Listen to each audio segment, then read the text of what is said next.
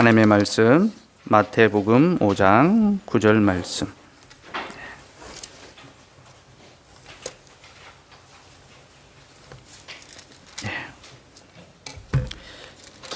제가 하나님의 말씀을 봉독해 드리겠습니다. 화평케 하는 자는 복이 있나니 그들이 하나님의 아들이라 일컬음을 받을 것이미요. 아멘. 하나님, 오늘 우리에게 화평케 하는 자에 관한 말씀을 들려주셔서 감사합니다. 이제 이 말씀을 통하여 우리가 어떻게 하나님과 화평하게 되었으며 또 우리가 어떻게 세상과 화평하며 살아가야 하는지 그 진리의 교훈을 우리에게 밝히 가르쳐 주옵소서. 예수님 이름으로 기도드리옵나이다. 아멘. 지난 수요일에 제가 마음이 정결한 자는 그리스도의 신부로서의 정결함과 연결된다라고 말씀을 드렸죠. 마음이 청결하다라는 것은 어떤 개인적인 차원에서의 정결함이 아니라 교회론적인 정결함, 곧 그리스도 예수의 신부로서 이제 교회가 정결해야 한다라는 바로 그것을 가리키고 있다라고 말씀을 드렸습니다. 우리는 이제 이러한 교훈을 통해서 사실 이 팔복이 단순히 한 개인의 어떤 성품에 관한 말씀이 아니라 교회가 갖추어야 될 그리스도의 덕에 관한 교훈이라는 것을 알아야 합니다. 여러분, 팔복은요, 개인에게 주시는 성품적 교훈이 아니라 이제 개인에게 주는 그 성품적 교훈을 넘어서서 그것을 포함하고 그걸 넘어서서 주님의 교회가 갖춰야 될 덕이 무엇인지를 우리에게 가르쳐주는 바로 그 내용입니다. 그래서 팔복의 내용을 보면요, 우리말 성경에는 다 이게 단수로 표현되어 있습니다. 심령이 가난한 자, 애통하는 자, 의에 줄인 자, 단수로 되어 있는데 원어에는요 전부 복수로 되어 있습니다. 심령이 가난한 자들, 애통하는 자들, 마음이 청결한 자들, 그리고 오늘 내용도 화평케 하는 자들입니다. 복수입니다. 그러니 이 말씀은 주님의 교회, 주님의 성도들에게 너희가 이와 같은 거룩한 그리스도의 신부가 되어야 한다. 그런 의미로 주신 것이 바로 팔복입니다. 그러니 우리가 이 사실을 염두에 두고 팔복을 보시면요, 좀 더 분명하고 더 풍성한 교훈, 곧 개인적 차원의 적용에서 끝나는 것이 아니라 교회적 차원에서의 적용을 할 수 있는 그 자리까지 나아갈 수 있게 됩니다. 오늘은 이제 7번째 복에 관한 내용인데요, 화평케 하는 자들에 관한 복입니다. 오늘 제 설교의 요점은 이제 두 가지인데요. 첫 번째는 하나님의 아들께서 우리를 화평케 하신다라는 겁니다. 그러니까 화평케 하는 자는 복이 있나니 하나님의 아들이 된다, 하나님의 아들로 이끌을 받는다라고 할 때에 우리는 우리가 먼저 남을 화평케 하는 것을 생각하기 전에 우리가 어떻게 화평케 되었는가를 먼저 생각해야 됩니다. 곧 하나님의 아들께서 우리를 먼저 하나님과 화평하게 하셨다. 이걸 알고 난 다음에 그 다음 과정으로 넘어가야 되죠. 곧 이제 우리가 하나님의 아들로 일컬음을 얻게 되었으니 우리도 화평케 하는 자로 살아가야 한다라는 겁니다. 그래서 화평케 하는 자에 관해서는 하나님의 아들께서 먼저 우리를 화평케 하셨습니다. 그리고 하나님의 아들로서 이제 우리는 화평케 하며 살아가야 합니다. 그렇게 이제 말씀을 전할 텐데요. 두 번째 내용은 다음 주에 살펴보고요. 오늘은 하나님의 아들께서 우리를 화평케 하신다라는 그 내용을 중심으로 말씀을 전하려고 합니다. 예수님께서는 화평케 하는 자들은 복이 있나니 그들이 하나님의 아들이라 일컬음을 받을 것이다 라고 하셨는데요. 이 말씀은 화평케 하는 것과 하나님의 아들이 서로 긴밀하게 연결되어 있다는 겁니다. 곧 하나님의 아들의 속성이 화평하게 하는 것이다. 바로 그게 하나님의 아들의 속성, 이 존재적 속성, 또 그리고 어떤 사명이 하나님과 우리를 화평케 하시는, 그게 바로 하나님의 아들의 사역의 핵심이다. 이제 그렇게 가르쳐 주고 계십니다. 그렇다면 여러분, 화평케 한다라는 것이 무엇을 가리킬까요? 화평이라는 것은요, 헬라어로는 에이레네라고 부릅니다. 에이레네. 그리고 히브리어로는 여러분들 많이 들어보셨을 텐데요, 샬롬이라고 부릅니다. 샬롬. 네. 샬롬은 평화, 또 평안, 안전한 상태, 이렇게 이제 안전으로 번역할 수 있는데요. 위험과 불안이 제거된 상태에서 참된 안식을 누리는 것, 그게 바로 샬롬, 화평, 평안. 그렇게 이제 이해할 수 있습니다. 그러니 이 화평이라는 것은요, 외부의 어떤 위험과 불안의 요소가 다 제거된 후에 그러고 나서 누리는 평안, 그것이 바로 화평입니다. 나를 힘들게 하고 나를 위협하고 또 나를 공경에 빠뜨리는, 나의 안전을 위협하는 그 모든 요소들이 다 해결되고 제거된 다음에 비로소 누리게 되는 평안이 화평이다라는 겁니다. 그러니 여러분, 우리는 이 화평이라는 것이요, 사람의 마음속에 있는 성품적 기질이 아니라는 것을 알아야 합니다. 외부의 불안의 요소가, 위험의 요소가 제거되어야지만 화평을 누릴 수 있으니 이것은 사람이 자기 마음속에서 나오는 그런 어떤 기질의 그런 문제들이 아니죠. 그죠? 사람이 모든 일은 마음먹기에 달렸고 마음을 평안하게 먹으라. 어떤 일을 만나도 마음을 평안하게 먹으면 된다. 이렇게 이제 조언해주고 하는데, 성경이 말하는 화평은 그런 마음 속에 있는 그런 화평을 가리키는 것이 아닙니다. 여러분, 우리가 보면요, 태생적으로 마음이 좀 평온한 사람들이 있습니다. 성품이 차분하고 또 쉽게 흥분하지 않는 그런 사람들이 있죠. 보통 보면 이런 사람들은 말을 좀 느릿하게 합니다. 그죠? 천천히 말하고 또 목소리 톤이 좀처럼 이제 높아지거나 떨리는 법이 별로 없습니다. 그럼 사람이 흥분하면 가장 먼저 드러나는 게 이제 목소리, 말이지 않습니까? 그죠? 목소리가 높아지고 커지거나 또 막 떨리기 마련인데, 좀 위급한 상황에서도 평안하게 자기 속도로 마음의 평정을 잃어버리지 않고 말하는 그런 사람들이 있죠. 그런 사람들 보면, 야, 저 사람은 어떻게 이런 상황에서도 평안한가? 그 마음이 쫓기지 않는가? 이렇게 이제 우리가 생각할 수 있는데요. 사실 겉으로 내색은 안 해서 그렇지, 그 사람도 속을 들여다보면요, 많이 두려워하고 떨고 또 그 마음이 흔들려 합니다. 그죠? 말은 안 해도 속은 막 타들어가고 있는 이제 그런 마음을 갖고 있죠. 그죠? 그래서 태생적으로 평온한 마음을 갖고 있다고 해서 그 마음이 평안한 것은 아닙니다. 또 어떤 사람들은요, 사람이 재산을 많이 갖고 있거나 또 힘과 권세를 쟁취한 아주 막강한 힘과 권세를 가지게 되면, 그 사람은 좀 마음이 평안할 거다, 그 사람 인생은 좀 평안할 거다라고 그렇게 생각합니다. 나처럼 먹고 살 것 걱정 안 하고 얼마나 편안하겠나, 그렇게 생각하곤 하죠. 근데 여러분, 실제로 그렇습니까? 그렇지 않죠. 그렇죠? 부자든 권세자든 그 마음에 평안 없기는 다 매 한 가지입니다. 그렇죠? 아니, 오히려 우리는요, 부자가 더 불안해하고 권세자들이 더 평안 없는 삶을 살아간다는 것을 보게 됩니다. 그죠? 부자가 더 불안해요. 자기가 가진 재산이 혹시 줄어들까 싶어서. 그죠? 권세자들이 더 평안 없는 그런 이 권세를 뺏길까 싶어서 늘 불안해하고 초조하고 염려하고, 이게 이 세상 역사가 우리에게 보여주는 실체지 않습니까? 그죠? 부한자들이 더 두려워하고 권세자들이 더 평안 없는 쫓기는 그런 삶을 살아갑니다. 여러분, 이렇게 모든 인생은요, 평안 없는, 불안하고 염려하는 그런 삶을 살아가고 있습니다. 근데 여러분, 인간의 삶이 이렇게 평안이 없다라고 할 때예요, 우리는 이 평안 없는 삶이 어디로부터 시작했는지를 알아야 합니다.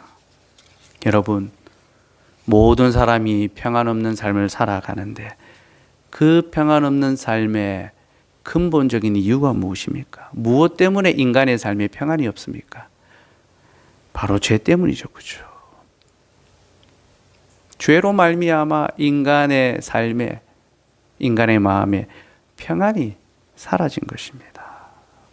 여러분, 하나님께서는요, 처음 사람을 지으신 후에 그에게 평안을 더해 주셨습니다. 안식을 더해 주셨습니다. 인간이 마음껏 평안함을 누리게 해주셨죠. 그런데 죄가 하나님 신 그 평안을 앗아가 버리고 그 대신에 고통과 괴로움을 우리에게 선사해 주었습니다. 창세기 2장 2절과 3절 말씀.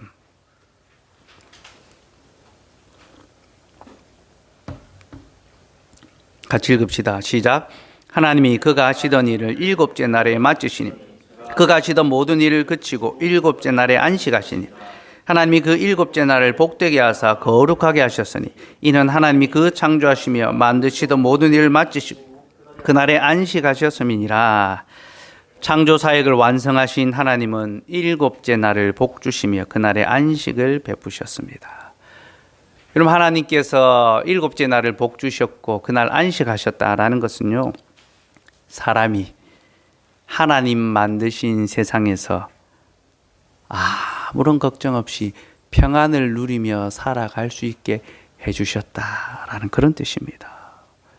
그래서 하나님이 사람을 위하여 에덴의 동산을 만들어 주셨지 않습니까? 여러분, 에덴의 동산을 한번 생각해 보십시오. 거기에는 안전함이 있었습니다. 그죠? 하나님의 보호와 돌봄이 있었으니 안전하죠. 그죠? 그리고 거기에는 먹고 살 걱정이 없었습니다. 동산에 온갖 하나님께서 먹고 마실 것을 만들어 주셨죠. 그죠? 먹을 걱정이 없습니다. 거기는요, 집에 대한 걱정이 없습니다. 그죠?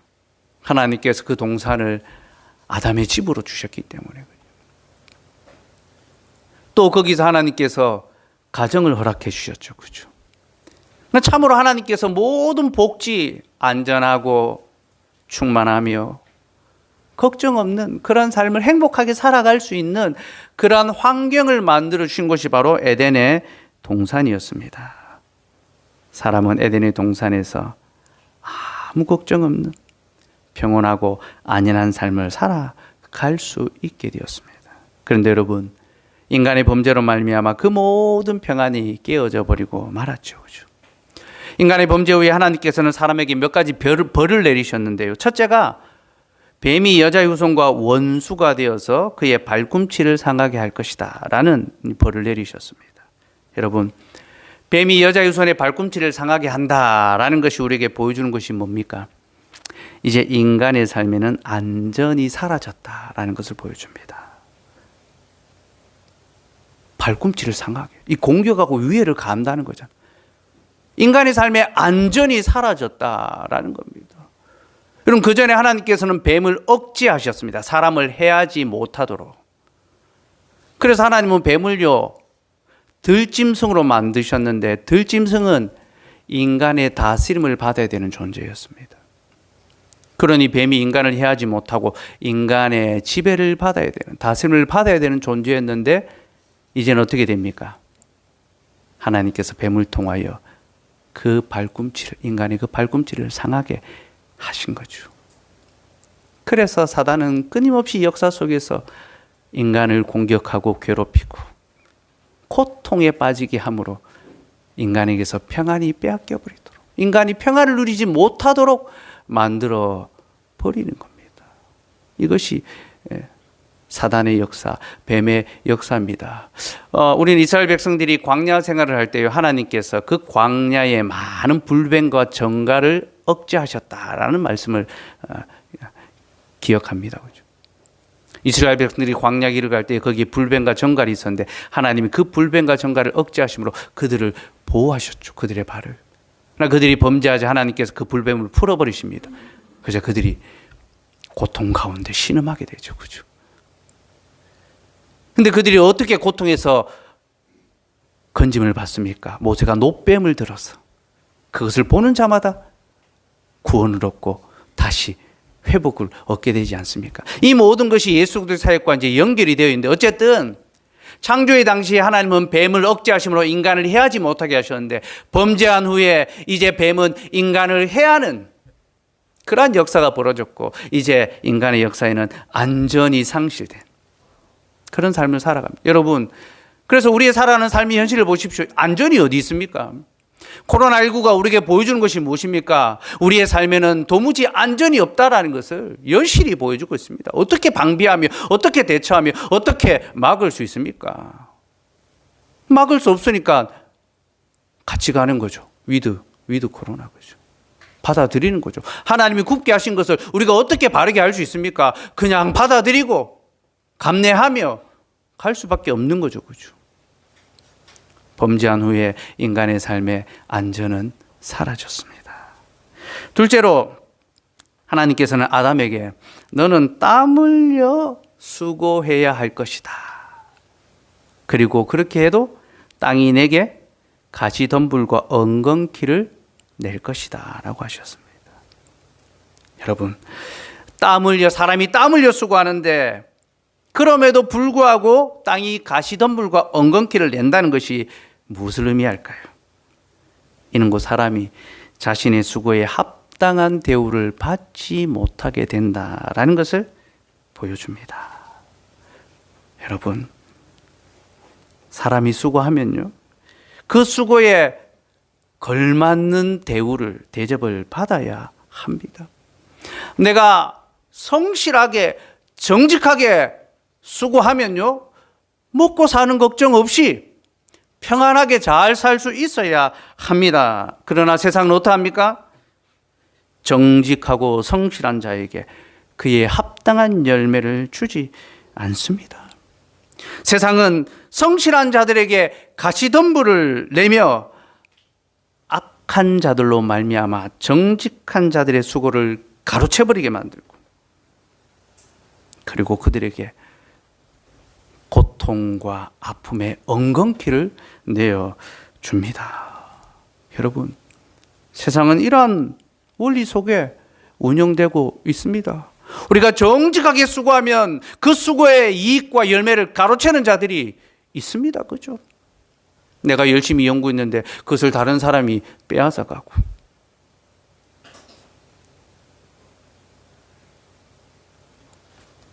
우리는 우리 방식대로 성실하게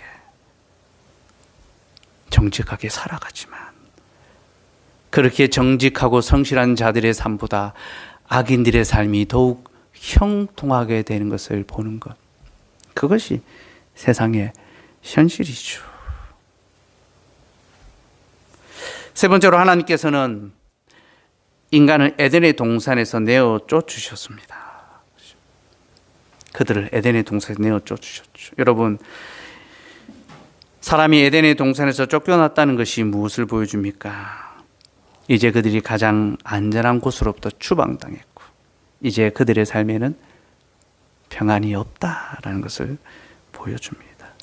여러분, 젖과 꿀이 흐르는 모든 것이 풍족하여 부족함이 없었던 안전한 땅 에덴 동산에서 이제 사람은요, 메마르고 간조하며 위험과 불안, 불뱀이 가득한 그런 땅으로 쫓겨나고 말았습니다.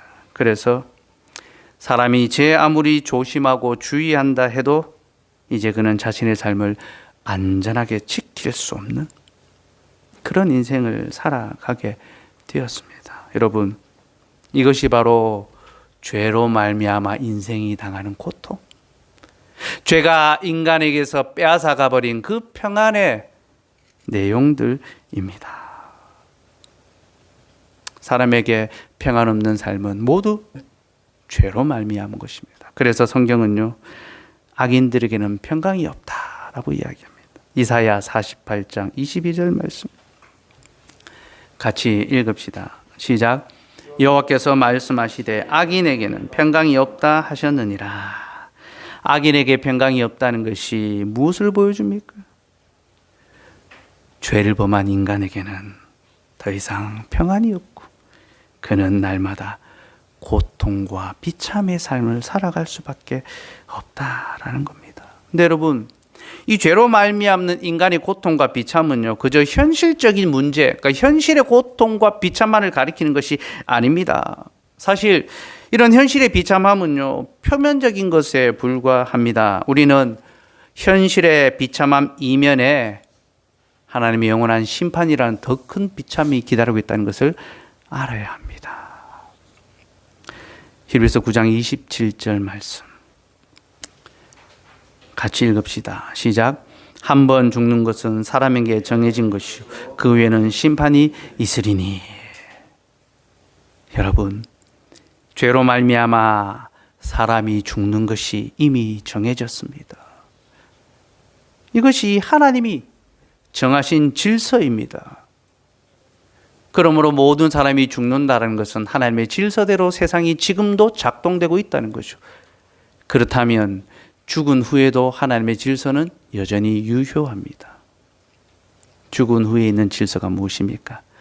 심판입니다. 그죠? 그래서 여러분, 죄가 우리의 삶을 비참하게 만들었지만요, 정말로 죄가 우리를 비참하게 하는 것은 현실의 문제가 아니라 우리가 하나님의 영원한 심판 앞에 설 수밖에 없게 한다는 것, 바로 그것입니다. 전도서 12장 14절에는 이렇게 말합니다. 하나님은 모든 행위와 모든 은밀한 일을 선악간에 심판하시리라. 여러분, 하나님이 모든 행위와 모든 은밀한 일을 선악간에 심판하신다면 누가 감히 하나님 앞에 설 수 있겠습니까? 여러분들이 은밀히 행한 것을 우리 하나님께서는 백주에 드러내시고 빛 가운데 나타내실 것입니다. 그러니 여러분, 범죄한 인생은요, 살아있는 동안 이 땅에서 삶의 고통으로 평안할 수 없으며, 또한 죽어서는 더 큰 고통, 영원한 심판의 고통에 시달리며 살아갑니다. 여러분, 이것이 바로 인생이 처한 실존입니다. 모든 인생이 짊어지며 살아가야 될 그 삶의 문제, 그 영혼의 문제가 바로 이러한 것입니다.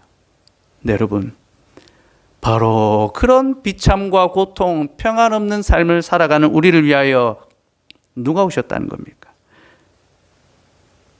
예수 그리스도가 오셨다는 것입니다.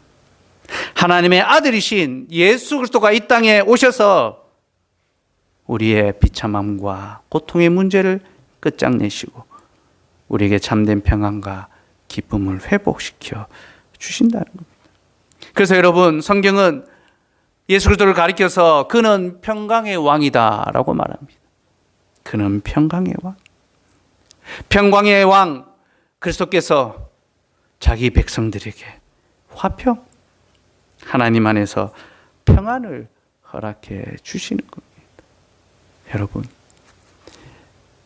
이것이 바로 우리가 예수 그리스도를 통하여 누리는 구원의 기쁨입니다. 죄로 말미암아 하나님과 원수가 되었는데 이제 예수 그리스도로 말미암아 하나님과 다시 화목하는 자가 되었고, 이제 하나님 안에서 참된 평안을 얻는 자들이 된 거죠. 그리스도께서는 바로 이 일을 행하기 위하여 이 땅에 오셨고, 그리고 자신의 몸을 거룩한 산제물, 곧 하나님과 우리를 위한 화목제물로 드리셨습니다. 요한일서 4장 10절 말씀 같이 읽읍시다. 시작. 사랑은 여기 있으니 우리가 하나님을 사랑한 것이 아니요 하나님이 우리를 사랑하사 우리 죄를 속하기 위하여 화목제물로 그 아들을 보내셨음이라. 여러분, 성경이 우리에게 무엇이라고 말합니까? 우리가 하나님을 사랑한 것이 아니라 하나님이 우리를 사랑하셨다. 평안을 잃어버리고 온갖 고통과 비참 가운데 유리방황하며 살아가는 우리를 불쌍히 여기사, 세상에서 기진하며 살아가는 우리를 긍휼히 여기사 우리의 죄를 속하기 위하여 자신의 아들을 화목 제물로 보내셨다는 거죠. 그러니 여러분, 아버지께서 아들을 보내신 이유가 무엇입니까?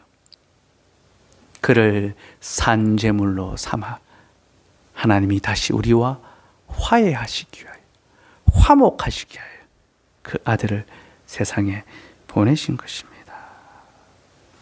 화목제물이라는 것은 관계가 깨어진, 죄를 범함으로 서로의 관계가 멀어진 두 사람, 두 상대를 다시 화목하게 하고 하나 되게 하는 것입니다. 그 죄를 속함으로 서로 화해하게 하는 거죠. 죄가 하나님과 우리의 사이를 멀어지게 했는데 그리스도께서 우리를 위하여 화목제물이 되심으로 우리를 다시 하나님과 가까워지게 하셨고, 그리고 이제 하나님 안에서 다시 평안을 얻는 자들이 되게 해 주셨다는 것입니다. 예수님께서는 바로 이 일을 행하기 위하여 이 땅에 오셨고, 그리고 우리에게 그 평안을 약속해 주십니다. 요한복음 14장 27절 말씀 같이 읽읍시다. 시작. 평안을 너희에게 끼치노니 곧 나의 평안을 너희에게 주노라. 내가 너희에게 주는 것은 세상이 주는 것 같이 아니하리라. 너희는 마음에 근심하지도 말고 두려워하지도 말라. 사랑하는 여러분, 우리에게 평안을 주시기 위하여 오신 주님은 내가 너희에게 평안을 주겠다 약속해 주셨습니다. 내가 너희에게 평안을 주겠다. 그런데 여러분, 주님이 주시는 평안은요, 세상이 주는 평안과는 그 종류가 다른, 그 결이 다른 평안입니다. 그럼 세상이 주는 평안이 무엇입니까? 물질적인 거죠, 그렇죠? 현세적인 거죠, 그렇죠? 재산을 많이 가짐으로 부유하게 하고, 성공을 통하여 어떤 형통한 삶을 살아감으로 육신적인 안락함을 제공하는 것, 이것이 세상이 주는 평안의 실질입니다.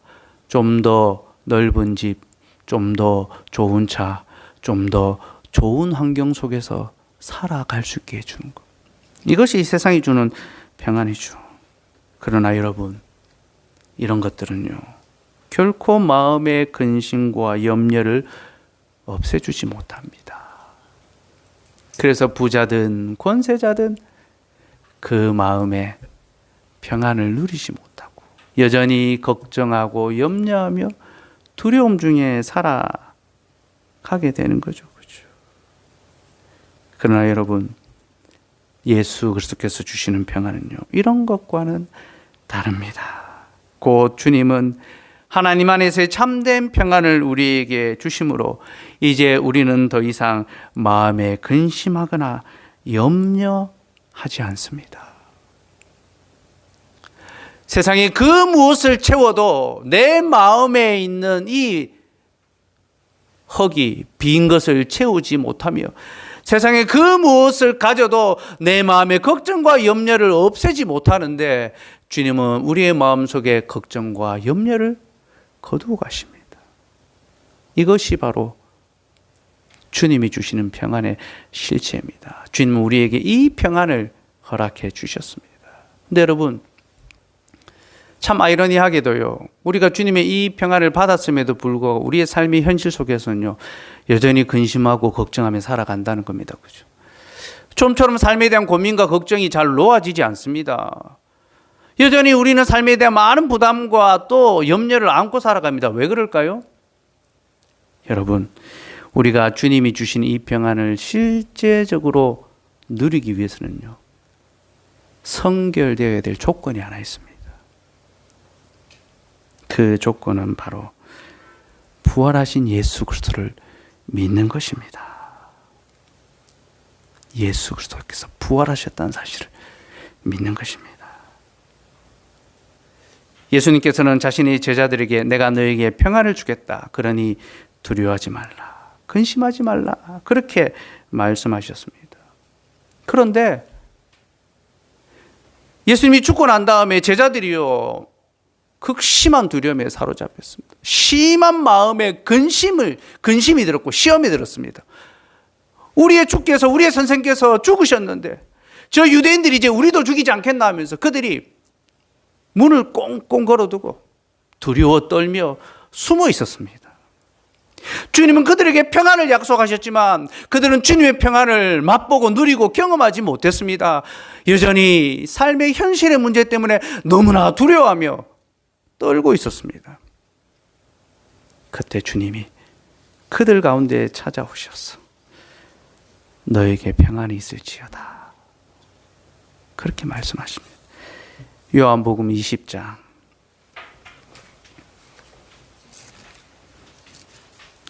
19절에서 20절.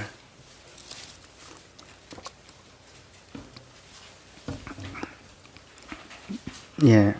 요한복음 20장 19절에서 21절 말씀까지 같이 읽읍시다. 시작. 이날 곧 안식 후 첫날 저녁 때에 제자들이 유대인들을 두려워하여 모인 곳에 문들을 닫았더니 예수께서 오사 가운데 서서 이르시되 너에게 평강이 있을지어다. 이 말씀을 하시고 손과 옆구리를 보이시니 제자들이 주를 보고 기뻐하더라. 예수께서 또 이르시되 너에게 평강이 있을지어다. 아버지께서 나를 보내신 것 같이 나도 너희를 보내노라. 예수님이 죽으신 후에 그 상황으로 인하여 심한 두려움에 사로잡힌 제자들이 방문을 걸어두고 떨고 있었는데 주께서 오셔서 너에게 평강이 있을지어다. 그들에게 평안을 허락하셨습니다. 그러신 후에 주님은 자신의 손과 옆구리를 보여주셨습니다. 여러분, 주님의 손과 옆구리를 보여준 것이 무슨 의미입니까? 곧 자신이 분명히 확실히 다시 살아났다는 겁니다. 자신이 확실히 부활했다는, 나는 부활이요 생명이 나를 믿는 자는 죽어도 살겠고라고 말씀하셨던 주님이 자신이 확실히 다시 살아났다는 것을 보여주셨습니다. 그렇게 부활의 확실한 증거를 보고 나자 제자들이 그제서야 기뻐합니다. 주를 보고 기뻐합니다. 우리 주님께서 다시 살아나셨구나. 그런 다음에 주님이 다시 너희에게 평강이 있을지어다. 여러분, 이 말씀은요, 우리가 주님의 평강을 누리기 위해서는 부활하신 주님을 굳게 믿어야 한다는 것입니다. 이 세상을 이기는 능력, 이 세상을 이기는 그 평안의 힘이 어디에서 나옵니까? 바로 예수 그리스도의 부활을 믿는 그 믿음에서 주어진다는 겁니다. 그럼 여러분, 왜 그리스도의 부활이 우리에게 참된 평강의 근거가 됩니까? 우리는 앞에서 살펴보았습니다. 죄의 결과가 무엇인지, 그죠? 죄는 인간에게서 평안을 앗아가 버렸는데요. 그 평안 없는 삶의 끝이 무엇입니까? 죽음이죠, 그죠? 여러분, 죽음은 모든 기쁨을 슬픔으로 바꾸어 버리는 그러한 대상입니다, 그죠? 우리가 아무리 기뻐하고 즐거워하고 또 이 세상에서 평안을 누린다 하더라도 죽음을 맞이하게 되면요, 우리에게는 더 이상 평안이란 찾아볼 수 없습니다. 죽음은 모든 사람에게서 평안을 앗아가 버리는 가장 두려운, 가장 궁극적인 그 근심의 대상, 두려움의 대상입니다. 그런데 그리스도께서 바로 그 죽음을 이기고 부활하셨습니다. 모든 것을 슬픔으로 만들어버리고 모든 평안을 빼앗아버리는 그 죽음을 내가 이기고 부활했다. 그러니 여러분, 예수 그리스도의 부활은요, 우리에게 진정한 평안이 이루어졌다. 바로 그것을 보여주는 표적이요, 누구든지 그리스도의 부활을 믿는 자는 주의 평안을 얻게 될 것입니다. 그래서 여러분, 주님이 내가 주는 평안은 세상이 주는 평안과 다르다라고 말씀하신 겁니다. 곧 세상이 주는 평안은 살아 있을 때에만 유효한 것이지만 그리스도께서 주시는 평안은 살아서나 죽어서나 우리의 유일한 위로요, 참된 평안이 되기 때문이죠. 이렇게 제자들에게 평안을 전하신 주님은 그 후에 아버지께서 나를 보내신 것 같이 나도 너희를 보내노라 말씀하십니다. 여러분, 이 말씀의 뜻이 무엇입니까? 아버지께서 자신을 화평케 하기 위하여, 평안 없는 세상에 평안을 주기 위하여 보내셨고 주님은 그 일을 행하셨습니다. 곧 하나님께 속한 자들을 하나님께로 돌리며 하나님과 화목하게 하시고 그들에게 참된 평안을 다하여 주셨습니다. 그리고 주께서 이제 우리를 세상으로 보내십니다. 곧 너희는 가서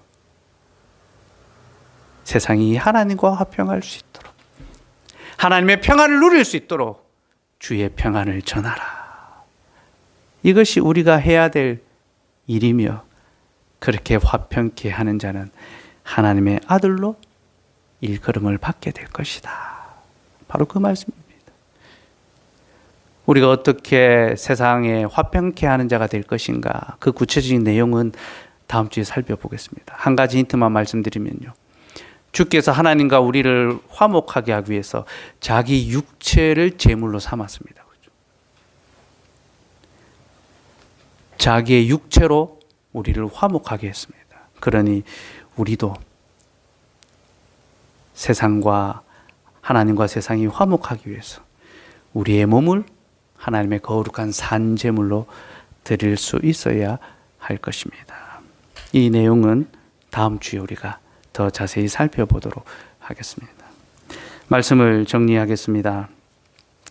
제가 지난주 중에 슬픈 소식을 하나 받았습니다.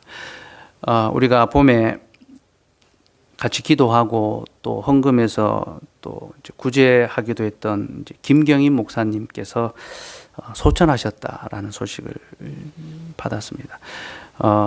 김경임 목사님은 저랑 이제 터키에 같이 또 다녀오시고, 또 뉴질랜드에서 목회하셨는데 저하고 SF 간사 사역도 같이 하시고, 신대원도 같은 시기에 다녔고, 또 서로 이제 말씀 안에서 교제하고 함께 목회하는 것을 격려하던 그런 사이였고, 또 한 번씩 한국에 들어오실 때면 주일에 또 저희 교회 와서 예배도 드리고 또 잠시지만 인사도 하고 그랬었던 분입니다.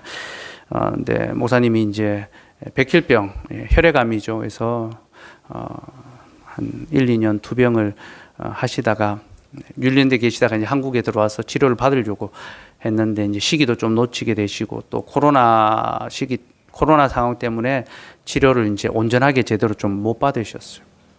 그런 중에도 좀 건강이 또 좀 회복되기도 하고 하면서 또 계속 연락도 하고 했었는데, 이제 골수를 이식하려고 이제 수술 날짜를 이제 11월 22일 다음 주 이제 월요일이죠. 날짜를 다 잡아 놓았는데, 이제 건강이 좀 회복되다가 장염이 한번 오셨는데, 이게 이제 몸에 많은 좀 무리가 된 것 같고, 그 후에 좀 잘 회복이 안 되면서 계속 이제 중환자실에 계시다가 이제 위독해지고, 그리고 하루 만에 하나님이 이제 불러가셨더라고요. 좀 위독하다는 이야기를 이제 연락이 오고 기도 부탁한다는 이야기를 듣고, 저는 이제 그리고 다시 또 만나고 하나님 회복시킬 수 있으리라 생각하고 그렇게 기도하고 있었는데, 그 다음 날 이제 돌아가셨다는 이야기를 듣고 참 뭐 마음이 뭐 어떻게 표현하기가 참 어렵더라고요. 같이 여행하면서 교회와 또 신앙에 대해서 이야기하고 보냈던 시간들이 생생히 이제 머리에 남아 있으니까 참 마음이 힘들고 무겁더라고요. 그래서 장례식장을 가는데 사모님 또 딸이 이제 셋이 있는데요. 첫째가 15살이고 둘째가 8살이고 셋째가 6살이더라고요. 참 어린 아이들을 두고, 또 목사님이 이제 코로나 때문에 이제 격리돼서 계시다 보니까 이 딸들을 직접 못 만났던 거예요. 그 영상 통화를 이제 하는데 딸들은 아빠 언제 오냐고, 아빠가 곧 올 거라고 생각하니까 그렇게 영상 통화만 하시다가 갑자기 이제 악화되면서 딸들과 제대로 인사도 못 하고 그렇게 이제 세상을 떠나셨습니다. 가서 어떻게 위로를 해야 될까 참 마음이 무거웠고, 장례식장에 들어가서 이제 그 영정 사진을 보는데 참 마음이 제 마음이 참 무너지고 참 눈물이 펑펑 나더라고요.